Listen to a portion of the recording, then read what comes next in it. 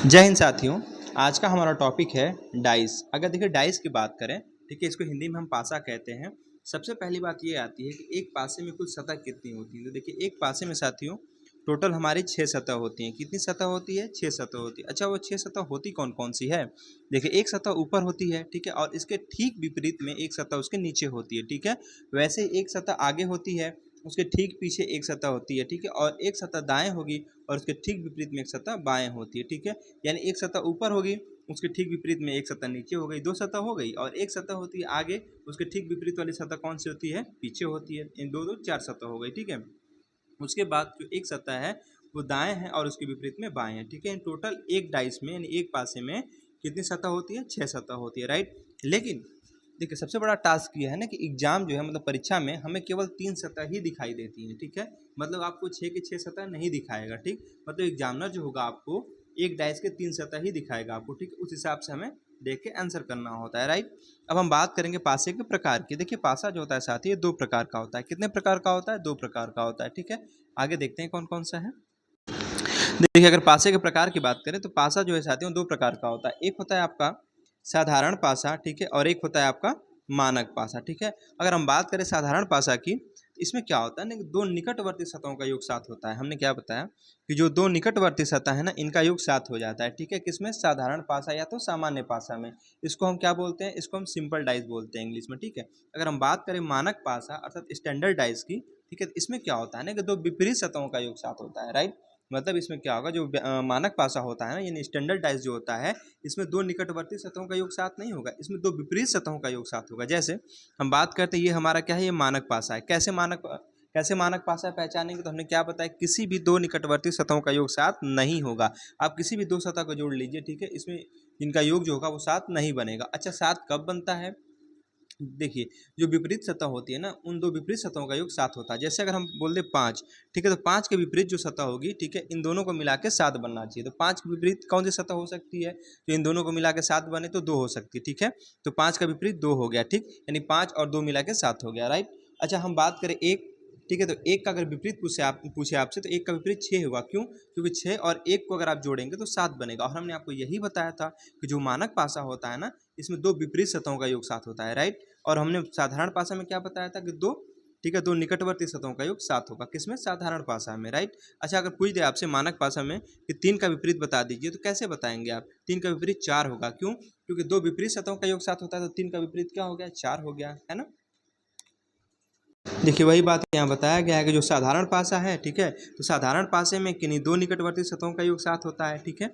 जैसे 4 और 3, ये तो है ना निकटवर्ती सतह, इन दोनों का योग जो है 7 हो जाता है, ठीक है। अच्छा हमने क्या बताया था आपको कि इसमें जो मानक पासा होता है, इनमें दो विपरीत सतहों का योग 7 होता है। तो वही बात यहाँ पे कह रहा है कि देखिए मानक पासे में किसी भी दो पड़ोसी सतहों का योग 7 नहीं होता है। मतलब हमने आपको यही बताया था कि जो मानक पासा होता है ना यानी स्टैंडर्ड डाइस जो होता है, ठीक है, इसमें जो निकटवर्ती सतहों का योग कभी भी 7 नहीं होगा। जब होगा, ठीक है, तो विपरीत सतहों का योग 7 होगा, ठीक है। चलिए आगे हम बात करते हैं साथियों कि मानक पासे में, ठीक है, देखिए अब हम बात करेंगे एग्जाम्पल की, ठीक। तो देखिए अगर हम बात करें साधारण पासे की एग्जाम्पल की, तो देखिए पहला एग्जाम्पल दिया है आपको ऐसे 5 2 1। अच्छा हम कैसे जानेंगे कि साधारण पासा है कि मानक पासा है? तो देखिए हमने क्या बताया साधारण पासे में कि आप जो दो निकटवर्ती सतह हैं इनको जोड़ के देख लीजिए। अगर योग 7 बन गया तो साधारण पासा है, और योग अगर 7 नहीं बना तो मानक पासा है, ठीक है। तो 5 और 2 को अगर आप जोड़ेंगे, ठीक है, 5 + 2 = 7, यानी 5 और 2 7 हो गया, ठीक है। यानी ये हमारा कैसा है? ये हमारा साधारण पासा है। वैसे देखिए अगला एग्जाम्पल कह रहा है 6 4 3। अब 4 और 3 को आप जोड़िएगा तो 4 3 7 हो गया, ठीक है, यानी दो निकटवर्ती सतहों का योग 7 हो गया ना। तो ये हमारा क्या है? साधारण पासा है, राइट। अच्छा आगे बात करते हैं। अगला एग्जाम्पल देखिए 5 6 1, ठीक है। अब देखिए 6 और 1 को आप जोड़िए तो 6 1 कितना हो गया? 7 हो गया, ठीक है। तो ये हमारा क्या है? साधारण पासा है, राइट। वैसे ही साथियों अगला एग्जाम्पल देखिए 2 5, ठीक है, और 4, 2 और 5 को जोड़ेंगे, ठीक है, ये दो क्या है? निकटवर्ती सतह हैं, ठीक है। तो 5 2 कितना हो गया? 7 हो गया। तो ये हमारे कैसे हैं? ये साधारण पासा है। अच्छा मानक पासा में हमने आपको क्या बताया था? स्टैंडर्ड डाइस में क्या होता है कि दो जो होता है ना विपरीत सतहों का योग 7 होता है, ठीक। मतलब दो निकटवर्ती सतहों का योग 7 कभी नहीं बनेगा किसमें? मानक पासा में। लेकिन दो विपरीत सतहों का योग 7 हो जाता है इसमें। जैसे आपको इसमें दिया है कि 4 1 और 5, ठीक। इसमें देखिए कोई भी दो सतह को आप जोड़ लीजिए जो निकटवर्ती सतह है, ठीक है, इनमें किसी भी दो निकटवर्ती सतहों का योग 7 नहीं बनेगा, ठीक। अच्छा 7 कब बनता है? विपरीत सतहों का योग 7 बनता है। तो हम पूछे कि 1 का विपरीत क्या होगा? तो 6 होगा। कैसे 6 होगा? क्योंकि हमने क्या बताया कि दो विपरीत सतहों का योग 7 होता है, तो एक में क्या जोड़े के 7 बनेगा, तो 6 जोड़ना पड़ेगा। ठीक है, तो 6 इसका क्या होगा, एक का विपरीत 6 हो जाएगा। ठीक, अच्छा 4 का विपरीत पूछे तो 3 हो जाएगा, क्योंकि 4 में अगर आप 3 को प्लस करते हैं तब 7 बनेगा। ठीक है, तो 4 जो ठीक है 4 के विपरीत क्या हो जाएगा, 3 हो जाएगा। वैसे साथियों 5 के विपरीत क्या होगा, 2 हो जाएगा। राइट, तो ये हमारे कैसे हैं, मानक पासा है। ठीक है, चलिए आगे हम एग्जाम्पल की बात करते हैं।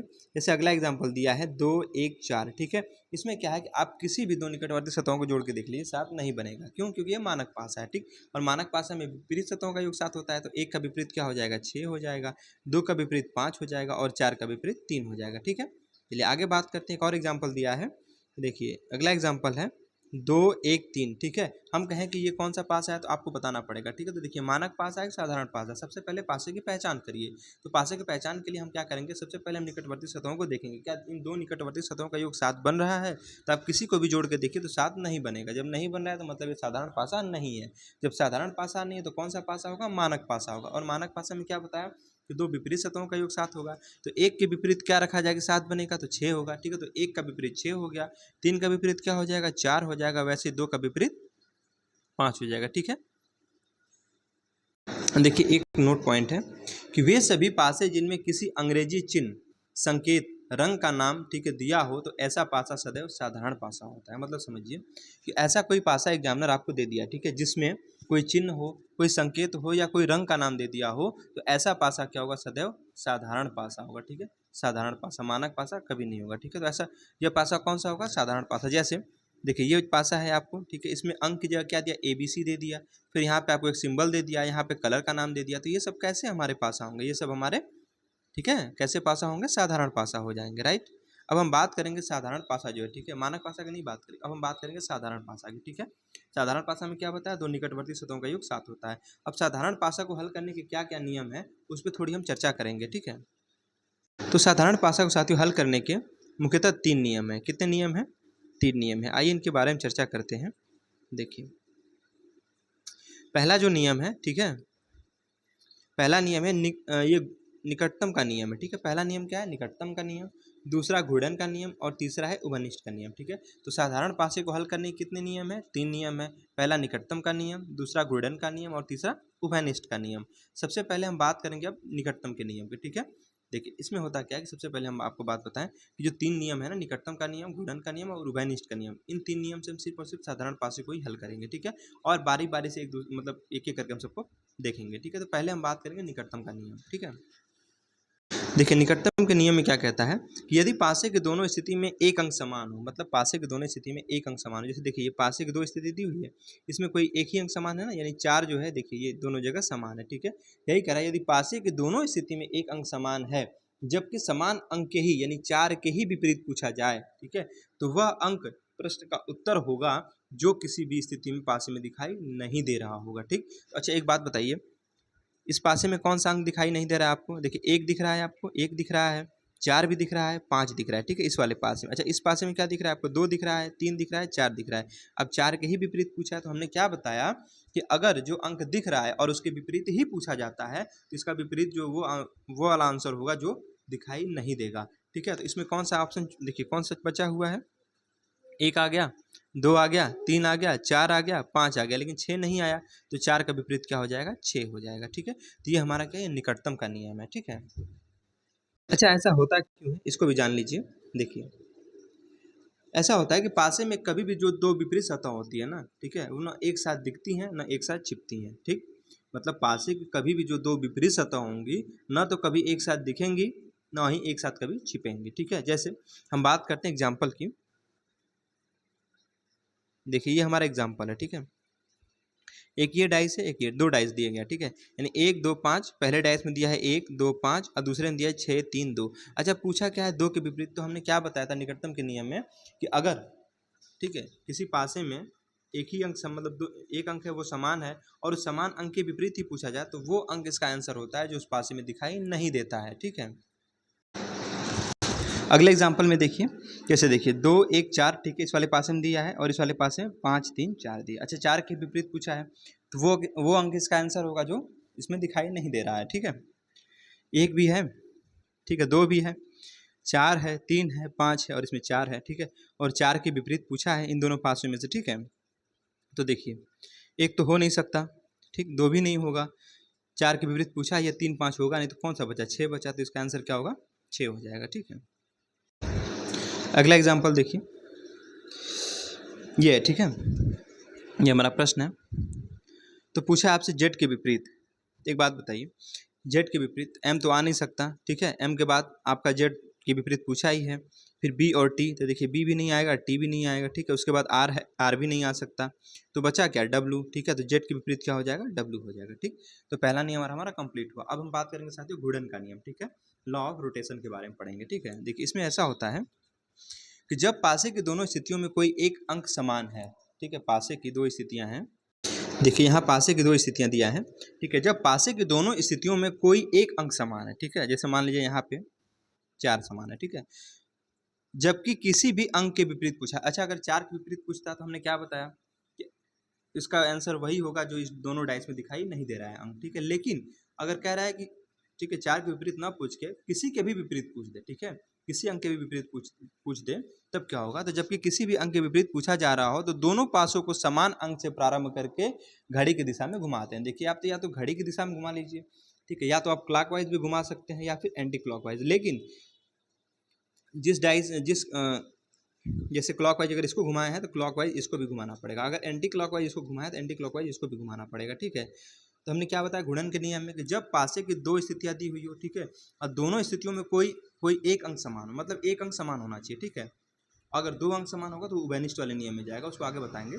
तो गुणन के नियम में क्या है कि जब पासे की दोनों स्थितियों में कोई एक अंक समान है, ठीक है, जैसे देखिए यहाँ पे एक अंक समान है ना 4 दोनों पासे में, ठीक है, जबकि किसी भी अंक के विपरीत पूछा जाए, अब किसी भी अंक के मतलब 1 या 3 के विपरीत पूछ सकता है, 5 या 6 के विपरीत पूछ सकता है, ठीक है, तो उसका आंसर क्या होगा, तो दोनों पासों को समान अंक से प्रारंभ करें। अब समान अंक कौन सा होता है, जो दोनों में कॉमन होता है, तो दोनों में कॉमन कौन सा है, 4 है, ठीक है, ठीक है, तो दोनों पासों को समान अंक से प्रारंभ करके घड़ी की दिशा में घुमा देते हैं, या घड़ी की दिशा में घुमा दिए या घड़ी की विपरीत दिशा में घुमाइए, लेकिन जिस दिशा में पहले पासे को घुमाए हैं उसी ही दिशा में दूसरे पासे को भी घुमाना होगा, ठीक है, ये हमारा लॉ ऑफ रोटेशन कहता है, ठीक। जैसे हम बात करते हैं, अब देखिए हमारा 2 डाइस यहाँ पे दिया हुआ है, इसको हम कलर करके मिटा देते हैं, ठीक है, ऐसे।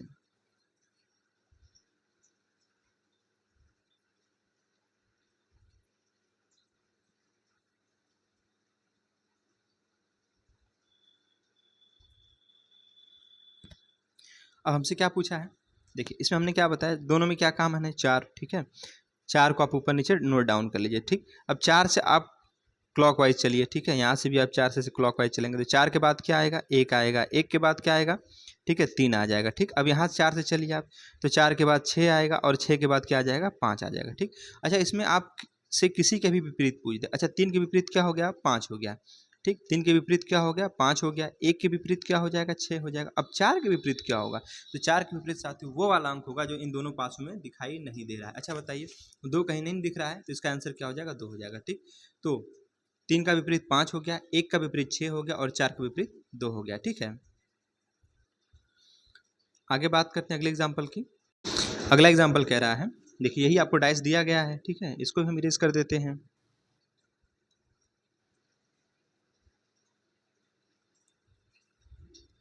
देखिए अब हम क्या बोल रहे हैं इसमें, इसमें आपसे मान लीजिए किसी अंक के भी विपरीत पूछ दे, ठीक है, तो हम क्या करेंगे, सबसे पहले इन दोनों डाइस में देखेंगे कौन सा अंक समान है, ठीक है, तो देखिए एक दोनों में है तो एक दोनों जगह समान है, तो एक को ऊपर नीचे नोट डाउन कर लीजिए, ठीक।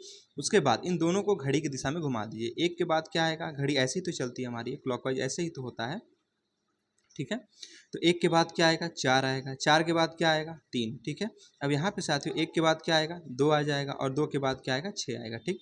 यानी 4 का विपरीत जो है, ठीक है, 4 का विपरीत 2 हो गया और 3 का विपरीत 6 हो गया। अच्छा अब 1 का विपरीत पूछ दिया आपसे तो वो वाला अंक इसका आंसर होगा जो इन दोनों पासों में नहीं आया है अभी तक, ठीक है, तो कौन सा हो जाएगा, 5 हो जाएगा, ठीक है, यानी 1 का विपरीत 5 हो गया, 4 के विपरीत 2 हो गया और 3 का विपरीत 6 हो गया, राइट।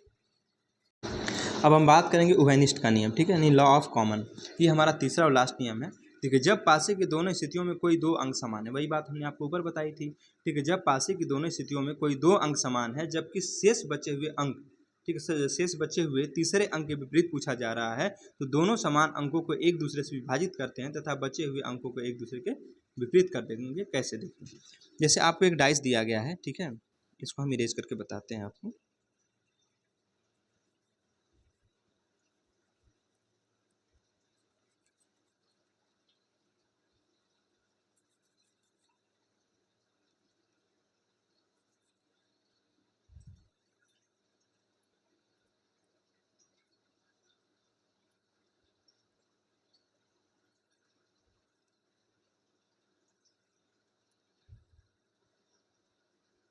देखिए हमारा एक डाइस यहाँ पे दिया गया है, डाइस है 4 1 3, ठीक, और दूसरा डाइस है 3 1 6। उभयनिष्ठ में हमने क्या बताया कि जब कभी भी, ठीक है, ऐसा डाइस मिले आपको जहाँ पे 2 अंक कॉमन हो, ठीक है, कितने अंक कॉमन हो, 2 अंक कॉमन हो, ठीक है। देखिए यहाँ पे 4 3 है, नहीं यहाँ पे 1 3 है, ठीक है, 1 3 और यहाँ भी 1 3, ये 2 अंक कॉमन है, ठीक। तो इन दोनों को आप क्या करेंगे, एक दूसरे से काट देंगे। बच्चे अब 4, तो 4 का विपरीत क्या हो जाएगा, 6 हो जाएगा, ठीक, 4 के विपरीत 6 हो जाएगा, ठीक है। इसमें गुणन का नियम नहीं लग पाया क्योंकि इसमें 2 कॉमन है। जहाँ पे एक कॉमन होगा, जहाँ पे एक अंक कॉमन होगा वहाँ पे गुणन का नियम लग जाता है, ठीक है, और जहाँ पे 2 अंक कॉमन हो जाते हैं वहाँ पे उभयनिष्ठ का नियम लगता है, ठीक है।